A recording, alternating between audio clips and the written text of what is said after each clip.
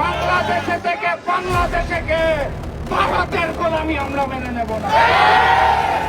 August মাসের 5 তারিখ ছাত্র জনতা প্রমাণ করে দিয়েছে এই বাংলাদেশে ভারতীয় আধিপত্যবাদ চলবে না, চলবে না।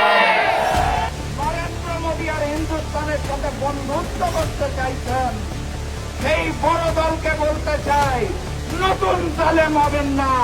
বাংলার পবিত্র মাটিতে ভারতীয় আধিপত্যবাদ চলবে না।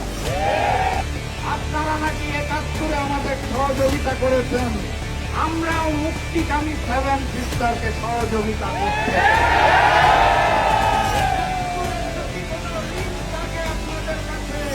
সেই ঋণ এবার পূরণ করতে চাই, 7 সিস্টারকে স্বাধীন করে। বাংলাদেশের মুক্তিকামী জনতাকে আপনারা রুখতে পারেন, ভারত থেকে আসা পুলি রুখতে পারেন না কেন?